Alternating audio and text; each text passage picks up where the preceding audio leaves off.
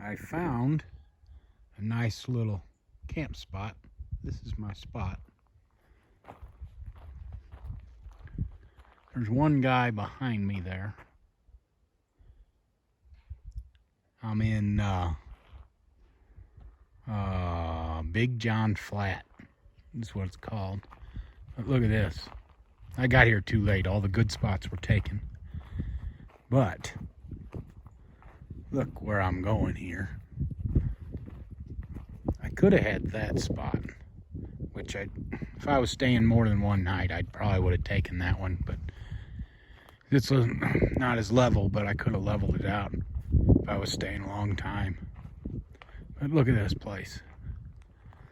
Look at the view.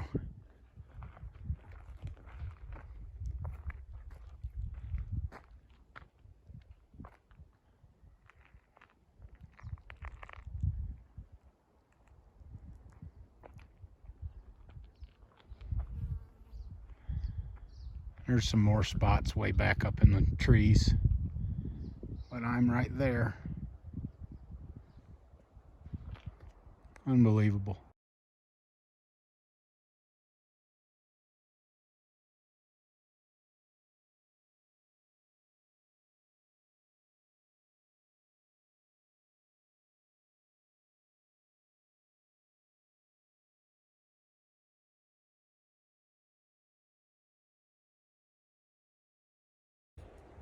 I got here at about noon on Friday. You got to be here like middle of the week and to get a good spot. You got to be here at least by Thursday. And you don't even know for sure because you get here and you set up and it's free camping for up to 16 days. So you come in here and you can stay for 16 days. Don't cost a dime. There's no cell service. There is a bathroom. It's an outhouse down the way. No shower house, no electricity. But you can run a generator when your battery gets low. And this is like the OHV, you know, if you got a side-by-side or a four-wheeler or a dirt bike, this is like the Mecca. The trails is what I walked out on. You could see it. It was more of a road. That's the main, they call it the 01. It goes all the way around this. It's like, there's like 2,500 miles worth of trails and roads, and it's just unreal. There's a sign over there that says there's bears. You got to watch out for bears. And mountain lions. Mountain lions too. But I got a reservation down in town at an RV park where it has all amenities because you get dirty up here riding. So I thought I'd have a shower or have a place with a shower. But if I knew I was going to get this spot, even though this isn't even a good spot up here. You know, this is one of the ones that was left over. I would have just stayed right here for 2 weeks or a week. I don't know. I'm gonna go down there I got that place in the RV park for 9 days or 7 to 8 days. And then I'll decide whether I go on to Silverton or if I can come, that'd be on a Monday. If I can come back up and get a good spot up here, I might just come stay here. See how much, how I feel. And if I've seen it all in those 8 days, I might be ready to go to the mountains. These are mountains. It's the Tusher Mountains is what I'm in. But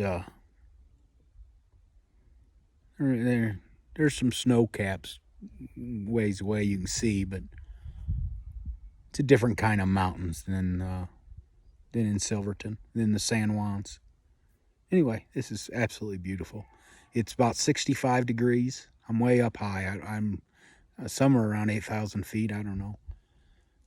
It's about 65, 70 degrees. I think it'll get cool tonight. It'll get in the 50s probably. So May have to turn on the furnace. Bye.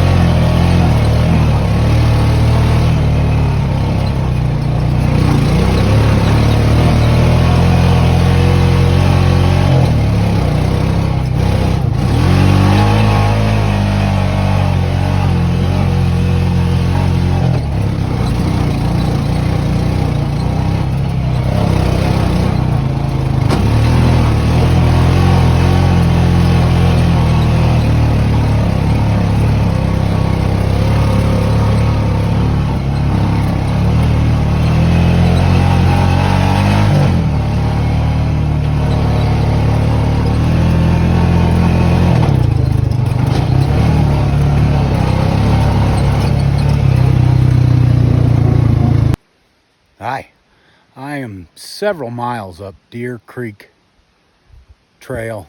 I don't know, 6 or 7 miles up it, almost to the top. And then there's this little creek, here's Deer Creek up here, but they have a nice little picnic area for you to stop and have lunch. But let's back that away. There's the trail. Man, it's steep as a billy goat in some places.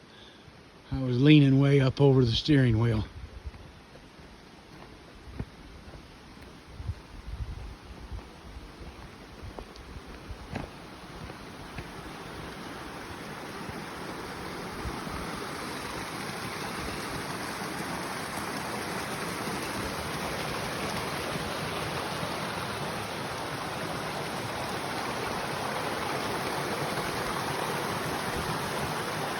And the water is ice cold.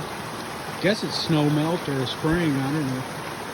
Snow melt, I guess. Just ice cold. I washed my hands in it. Shove your face down in it, it'll wake you up.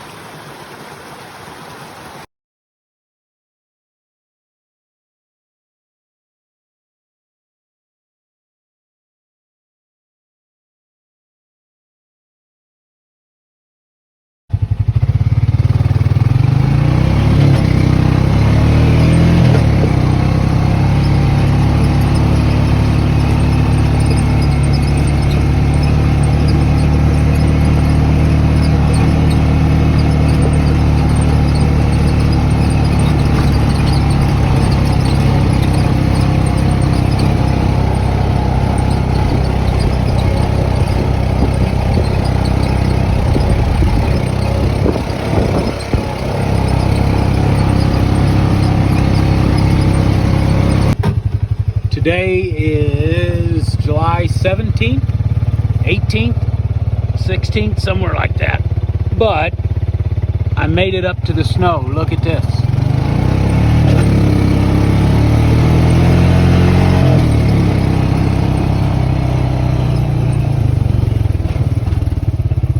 There's some snow left.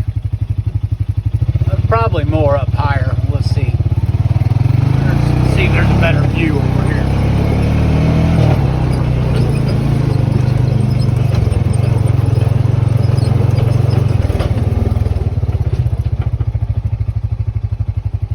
That's where, see that road way over there? We came up, I don't know if you can see it. We came up that. And we're headed up there.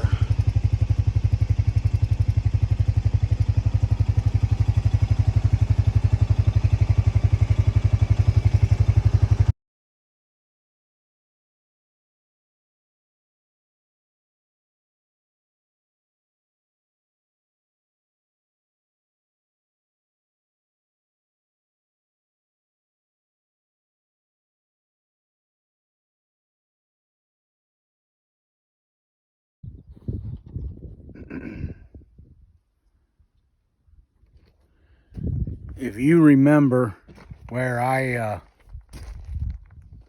camped Big John's Flat a couple days ago, that's about a mile up over that road. I'm gonna go there here in a minute, but it's about a mile. And when I left there, I had to go about 60 miles around these mountains back. And you can't see it. I came through a pass with this bike. It was 23 miles back over that away. Basically way over top of that next range. I think it's over top of that next range, way off in the distance. But this is like the straight shot. If my truck and trailer could come over this, which you probably could, but well, I don't know. It'd be tough. Anyway, there's supposed to be mountain goats up here. But this is my last year and this year. I've been up here so many times, I ain't never seen a damn goat. Look, here comes a Bronco. Or no, a Jeep. You can get up here in a regular vehicle. But you better go slow, because it's more the washboard roads that bother you.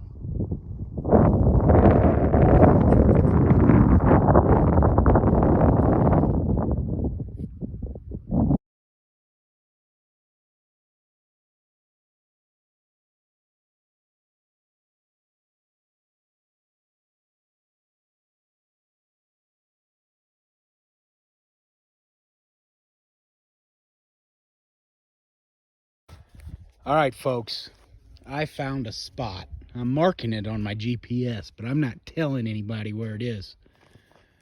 But this is completely accessible by truck camper or like a van. You probably don't even need four-wheel drive, just high clearance.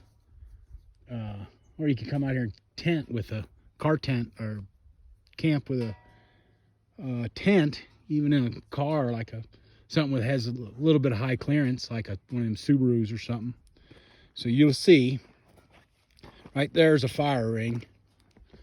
When I came by here earlier, there were some people here, but look at this view, and it's 360-degree view. So let me start over here, and you're just gonna look up at trees. All right, now watch this.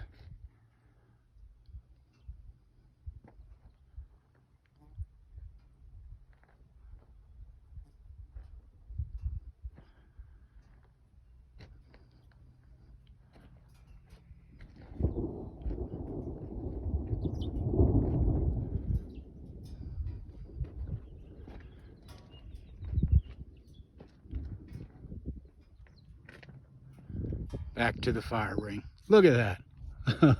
Unreal. Just beautiful.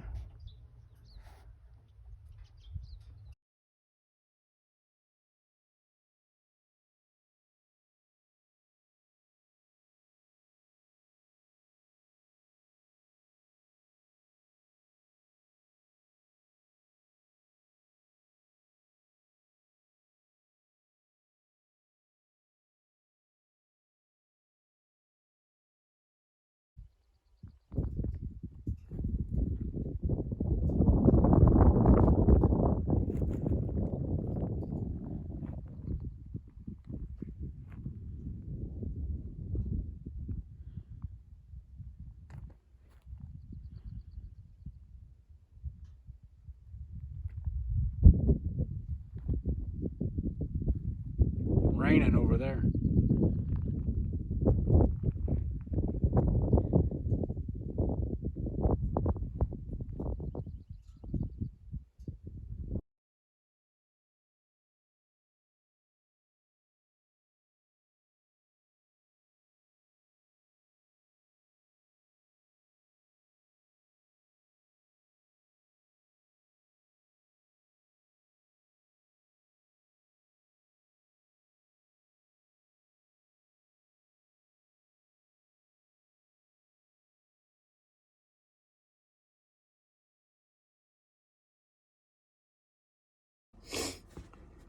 All right, I have to tell you this story.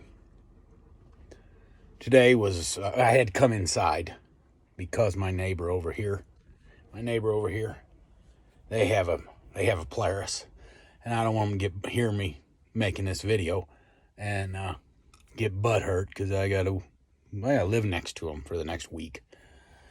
Anyway, I went riding. I had a great ride today. I posted some pictures and videos.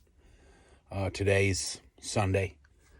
I'm going to try to hurry through this. I am filthy, and I haven't cooked my dinner, so I have to shower and then eat my dinner, and it's already 8:30, something like that.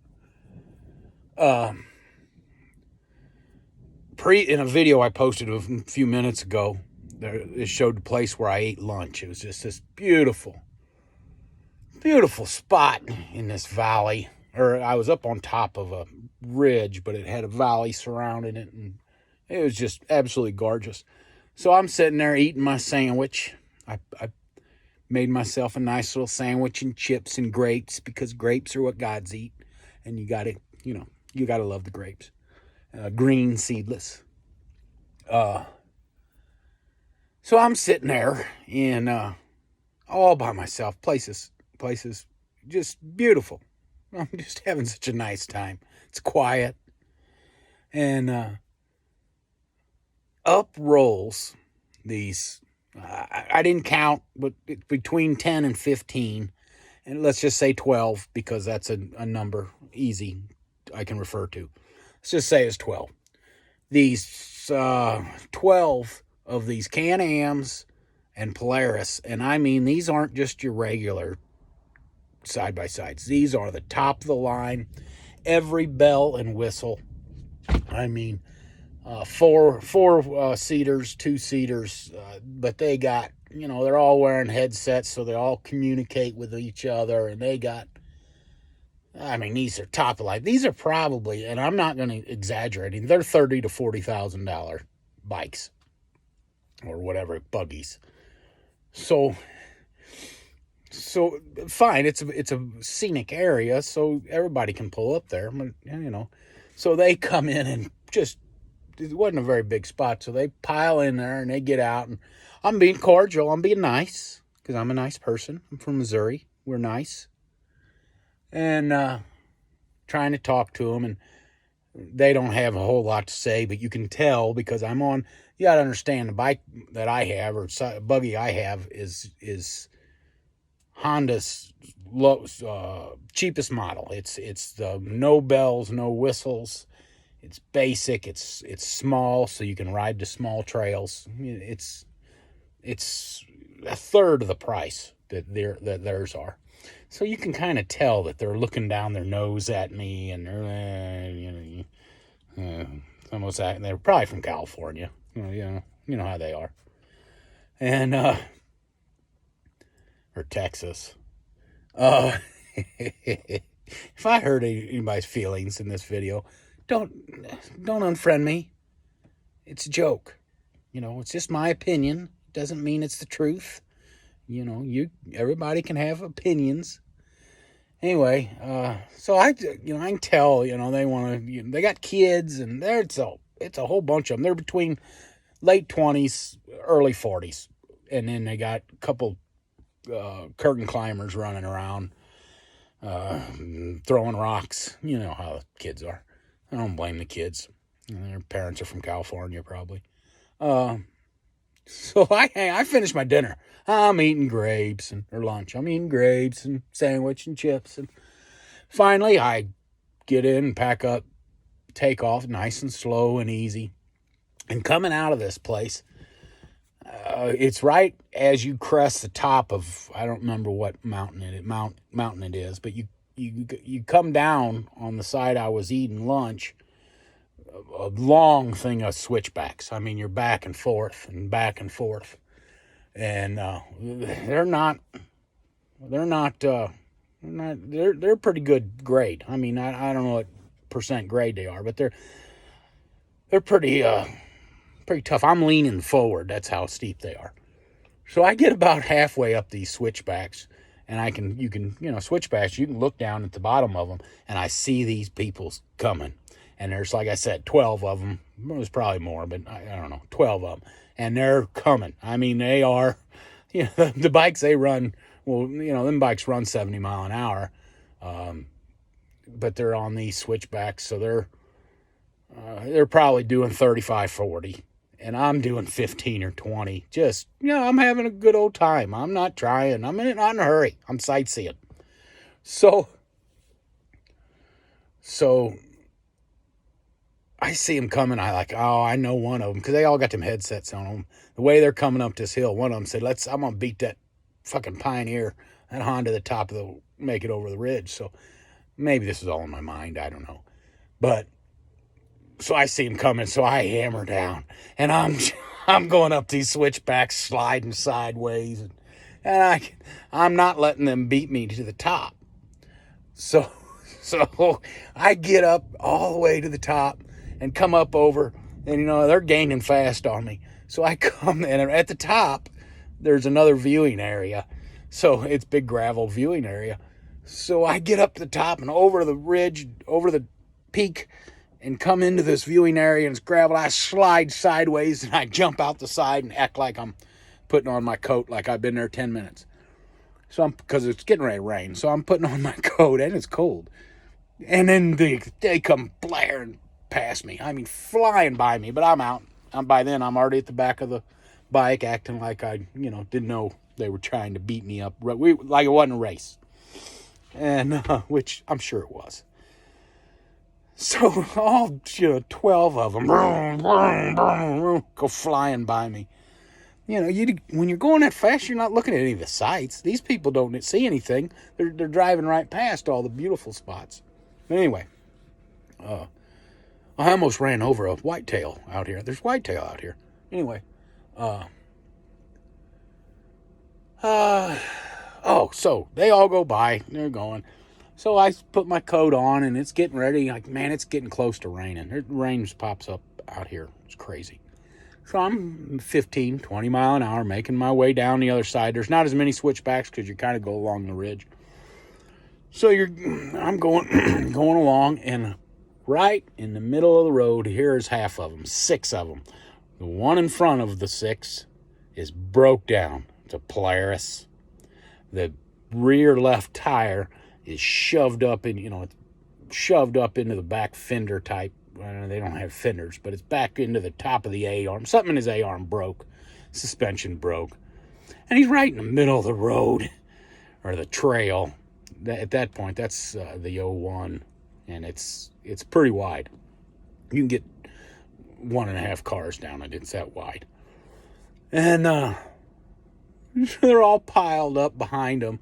Everybody's pulled to the side except for the guy broke down. He's right in the middle. So, me and my little skinny, I got this machine I have is only 50 inches, so you can ride the 50-inch trails, smaller trails.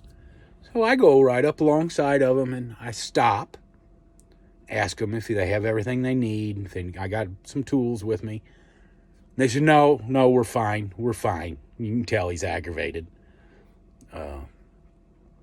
Because me and my little Honda, I go right around them because there's enough room for me on the one side.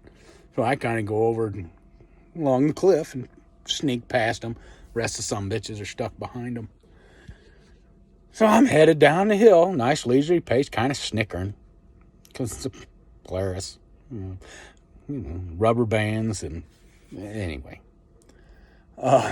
So I get up to, I go around about 6 corners. And these people, mind you, all have headsets in. So they can, they're talking to each other. So I come around the corner, and there's the rest of the other 6 of them pulled off to the side, waiting on their buddies up the road. Obviously, they're communicating. And I pull up along. There's this one guy. He's out of his bike, kind of, you can tell he's frustrated. And so I pull up along next to him, and I said, I guess you're in communication with one of your, players up there broke down. And he looks at me, and he says, it's not a big deal. We carry spare parts. It'll be fixed in a minute. And he's aggravated. And I looked at him, and I said, spare parts? Oh, I drive a Honda. I don't carry those. And I took off.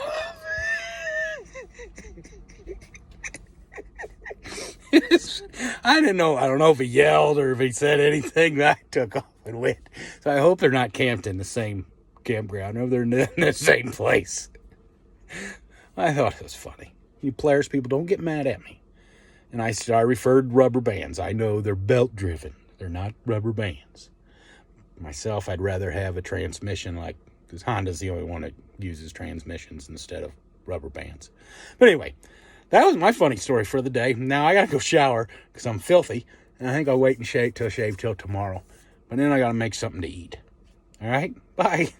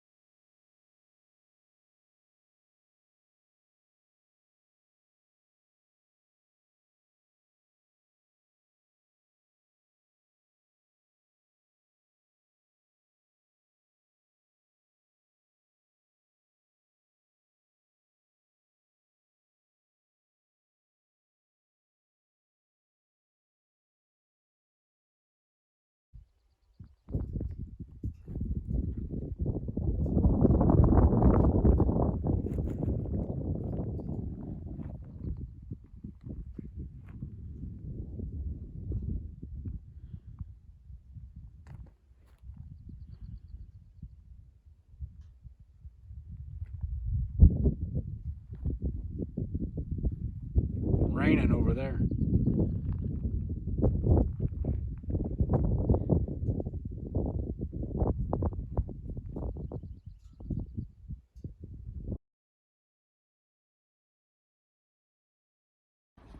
All right, folks. I could not do the RV park down in the desert any longer. I was there 3 or 4 days. I don't remember. 3, I think. And it was hot. You know, it was nice when I went up riding up on top. It was 60s and 50s. But I couldn't be up there all day. And if I should have stayed at that first spot, but I had reservations down below. So anyway, it was like 105 yesterday, the night before last in the evening. And then yesterday was doing the same thing. And I was sunburnt. And I'm like, screw it. I'm leaving. On a chance that I would find a good spot in Colorado. So I'm about to show you. I ain't in Utah no more. This is a good spot. There's other people here. But like right now, they're all gone. They all got Jeeps and they're off riding the loop. I'm kind of getting settled. I put up my screen door and been cleaning around here. But see, I put up my screen door. And I had to wait on a call for a bid for work. I'm going to bid a tractor. Anyway, I want to show you where I'm at. Here we go. Look at this.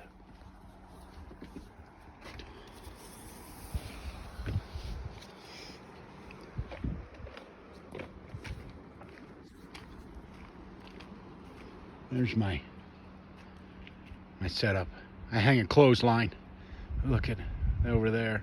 Now watch. There's some people right there. There's some people down there. Down there. Look at this. And I can see it from being up in my up in the camper.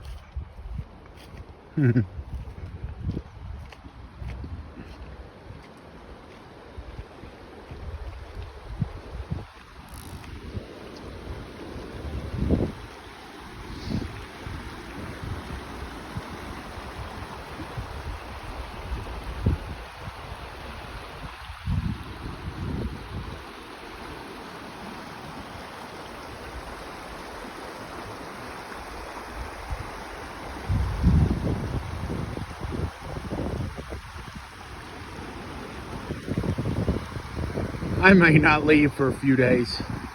Might make it my home for a while.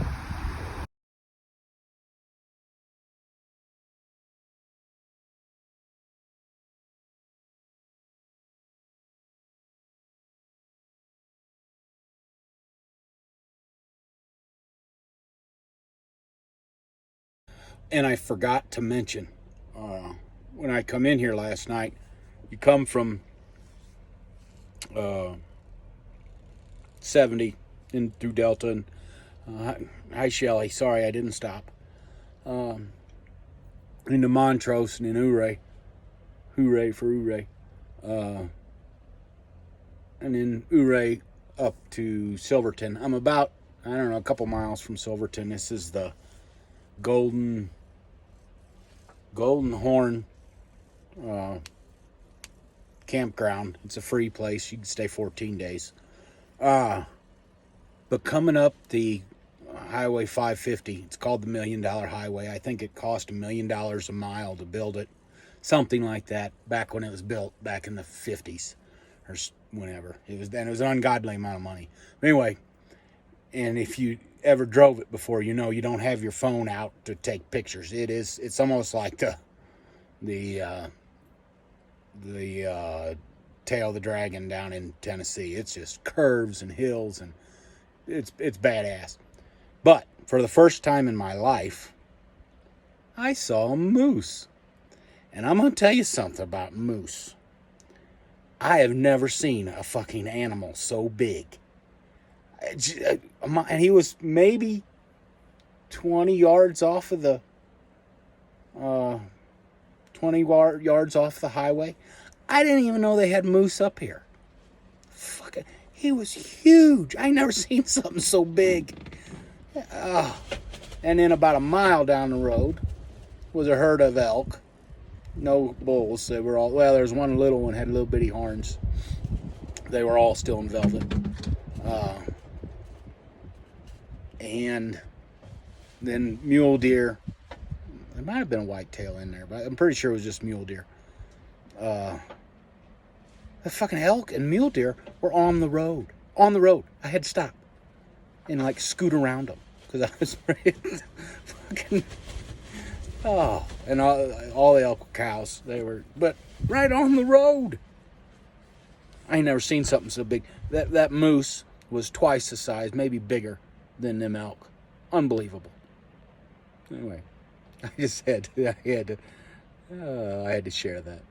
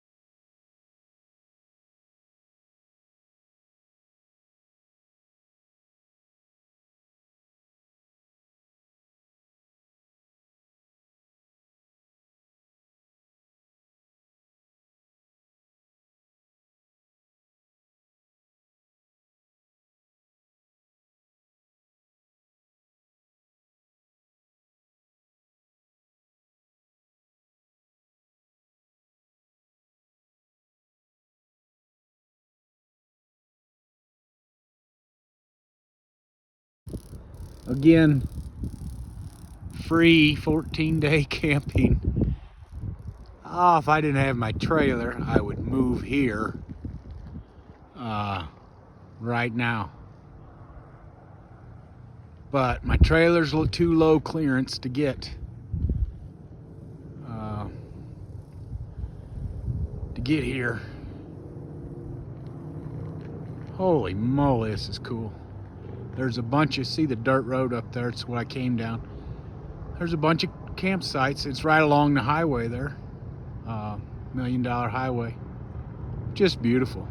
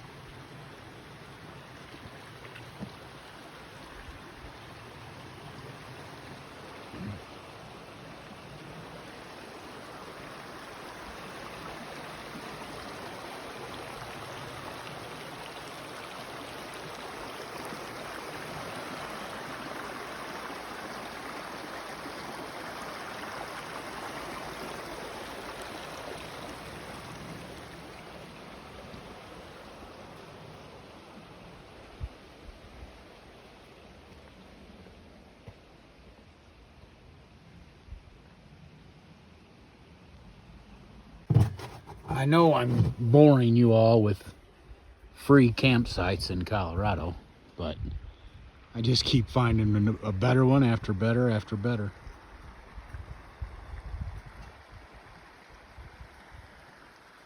This is that, yeah, it's just a beautiful place. There's a beaver. Oh, look, somebody left a bowl. Where's it at? A beaver house over there on this creek. How beautiful, just crystal clear water. It doesn't show up in here, but it's almost like slate blue, the rocks on bottom. Absolutely beautiful.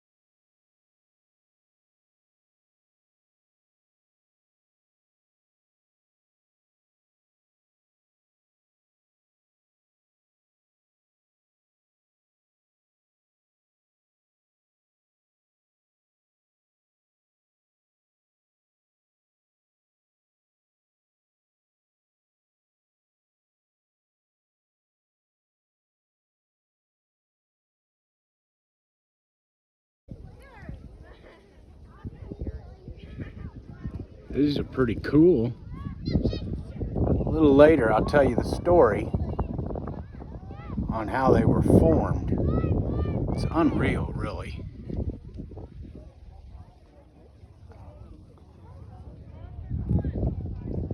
I could walk all the way up there to the top, but I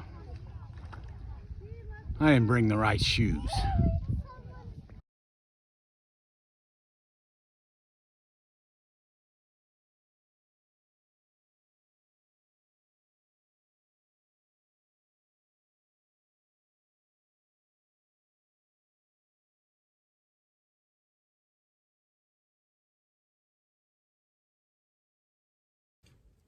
So I mentioned I would tell you the story how the Great Sand Dunes National Park, how the sand dunes formed. And I was talking with the ranger lady, nice lady, typical, exactly what you'd think of as a national park ranger. She was very knowledgeable, serious, but kind of she was kind of nice. Anyway, she told me, now they don't know this for sure because they formed before written history, but what they're thinking, or what the geologists believe, is because the sand is the very same sand that's made up, or it's the same make. It's when they tested it, it's the same sand that's in Egypt, in the whatever desert that is. So the geologists believe that when the world, before the world had different continents, it was one big continent. It's called Pangea.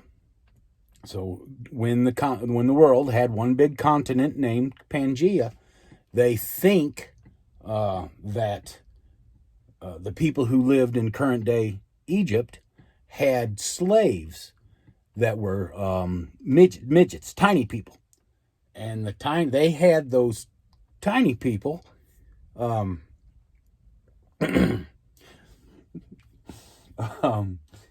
They had them carry the sand from where Egypt was, to this modern day Colorado, because the continents weren't divided. And they did it in little midget buckets, small buckets. And it took thousands and thousands of years. 2 buckets, just like the 7 dwarves. They carried a stick. The one carries a stick with the bag on the end. Well, they carried them. They think they carried a stick with a little bucket on each end, a little midget bucket on each end. And it was a long track, but took thousands of years. But they brought the sand here, and that's where it's set for millions of years now. Or I don't know how long ago that was. And I kind of questioned her a little bit, and she said that's because there are places on these dunes that's never been walked on by people. They have it ripped, cordoned off, and they believe no one's ever walked on it before. And there's little tiny footprints in the sand. So that's what the geologists believe. Who am I to question? Very interesting. It was very interesting talking with this young lady.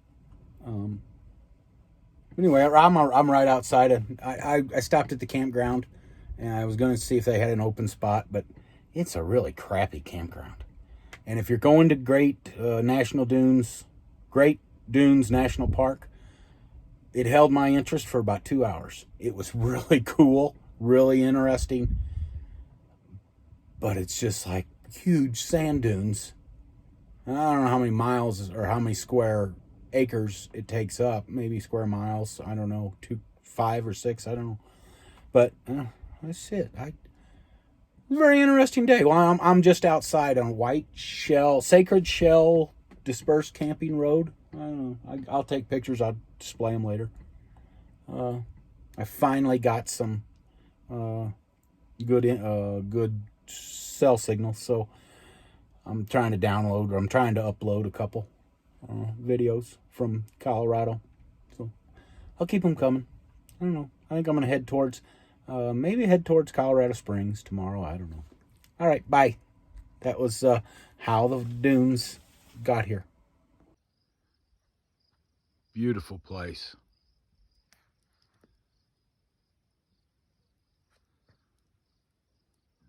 I'm the only one here. There's probably 40 campsites, or I know there's 40 campsites on top of this plateau or something, whatever you call it. And I'm the only one here. There's bathrooms down the way. I don't know if they're pit toilets or flushables. I'm assuming pit toilets. Unfucking real. And just so you know, I'm not that tall. Concrete picnic tables in every site. And a fire ring. If you're ever close to Cannon City and want a cheap place to sleep, this cost me $350 a night. That's half price because I have the America the Beautiful pass, yearly pass. But otherwise, it's $7 a night. No electric, of course, no water, no sewer, nothing like that. But come on, $7 a night, or if you have the pass, $350.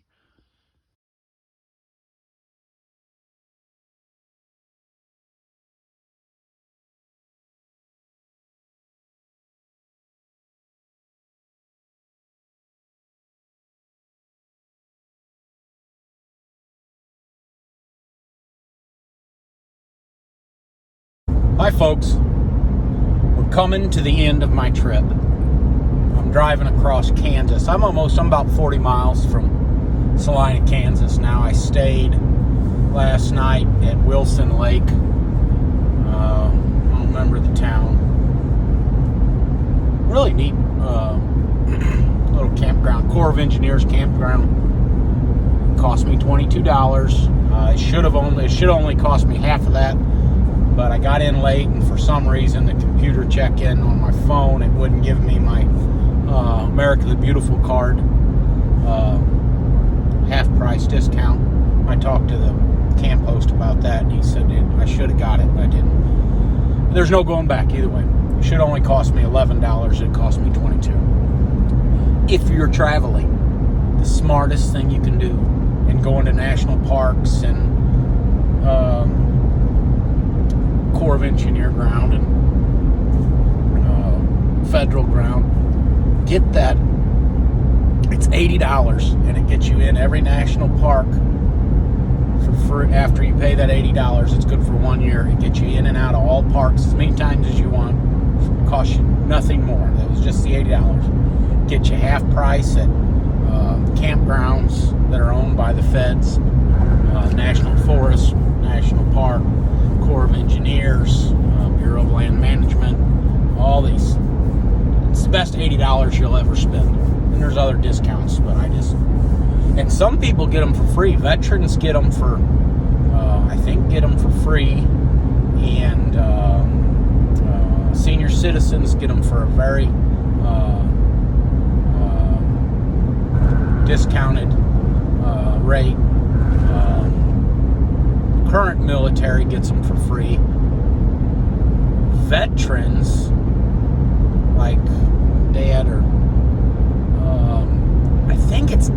I have to look it up. I'm pretty sure it was $80 for a lifetime. You get a card that you get in and out of all national parks for free for your life. Half price at the campgrounds, half price at it's great. Especially that one. $80 for life. My gosh.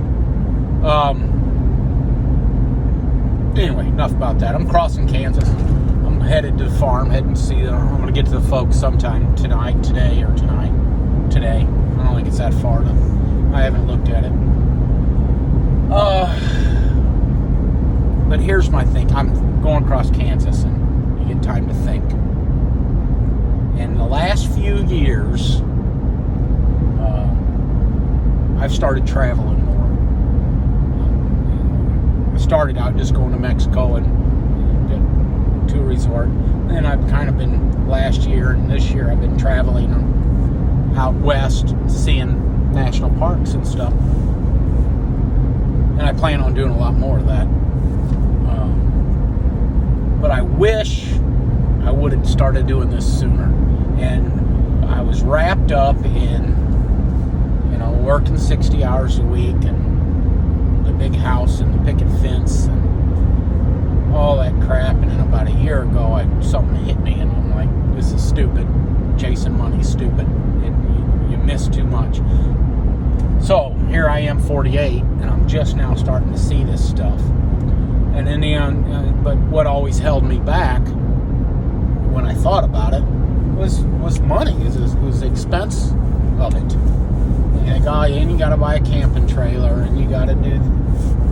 And finally, I bought this little mini apartment. It rides on the back of my truck, which that's this truck camper, and it's a cheaper one. But I thought, okay, now I can travel.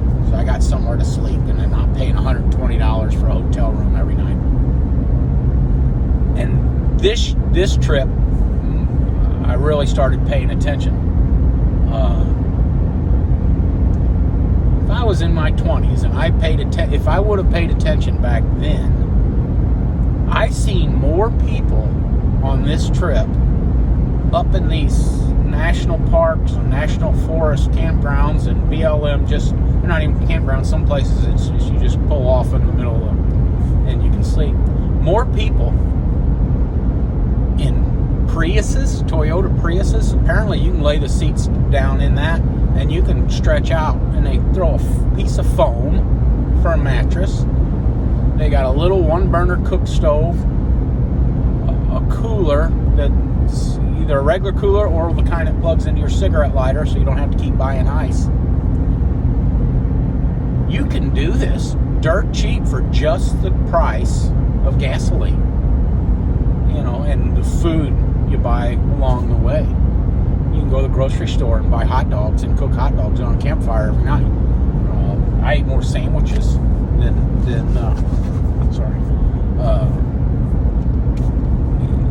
can do this so cheap. People in SUVs, pickup trucks with just the bed shell, the high roof bed shell, what a camper shell, just the very basic. They throw a cot in the back of there, and they got their cooler, and they got a little battery power. I think some of them are called, I forget what they're called, Jackery, or the Goal Zeros. You got everything you need. I wish I would have done this. So you younger people, that's who I'm talking to. In their 20s and 30s, think, oh, I can't do it. Yeah, you can. And I wish I would have, because our national parks and the resources that we have, even the state resources, a lot of conservation areas you can go stay. Just pull off the side of the road and sleep. Rest areas. It doesn't have to cost you a lot. And there's so much to see and do, especially with that National Parks Pass, the America the Beautiful Pass. It costs you nothing. Just the price of gas and bologna for your sandwiches.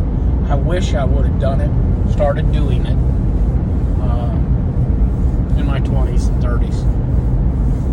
Because by now, you could have seen all the parks. I'm already planning a trip back. I think in September I'm going to go to Yellowstone and Tetons and maybe even Glacier. I don't know. But don't wait on your daydreams, folks. It's next thing you know, you're 40, 50, 60 years old, and you haven't done anything you wanted to do. You're busy cutting the fucking grass. I know you got kids. You're limited somewhat, but kids can sleep in the back of the pickup too. Or in a tent. The people. I don't know. There's so many people out there doing this, and I'm not talking about go live out there forever, but go on your week or two vacation. It don't take you very. It's a 2-day drive from St. Louis to Utah. You can, if you got 2 people driving, you can drive straight through. Just don't wait on your daydreams. Next thing you know, you're too fucking old to go see this stuff, or too committed, or too far deep into 2,000 square foot homes and 4-car garages, and screw all that. Quit chasing money. Your boss will replace you. If you died tomorrow, there'll be an ad. I've seen this somewhere else. They'll have an ad in the paper to hire somebody else before you're in the ground. So,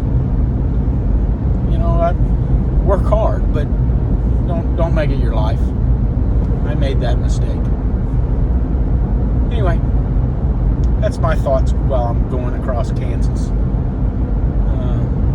Oh my God, I've rambled on for almost 10 minutes. Good enough. Bye. And what I forgot to mention, 2 apps. iOverlander. They're free apps for your phone. iOverlander. If you need a shower, you need gas, you need propane, you need certain trails, bang, free app. You just put it up and it'll pop up. Say you're out and you need water, or you're out and you need anything you can think of, campgrounds, anything, bang, it pops up, free. Will tell you everything around you, so that's how you plan a lot. That's how I needed propane, because I ran out of propane. I was up in Silverton, and I couldn't do an exchange. My bottle's a 10-pound bottle, so you can't exchange, you have to fill. I just got on my iOverlander, places that fill propane, bang. I had drove over there to it. It amazing. Every resource, anything you need, you can find it on there. And also, Campendium. That's how I've been finding all these remote camp spots. It tells you all the free spots, all the public and private campgrounds, and it tell you how much they are a night. all the free places to camp or just to pull over and sleep. Unbelievable resource. You can upgrade both of them and get more. I think I upgraded the Campendium one, so it'll show me where the BLM land, National Forest land, Department of Interior land. It maps all that out so you don't end up on somebody's private land. But it's those two resources, those two apps, get you everything you need, and they're free. All right, now I'm done. Bye.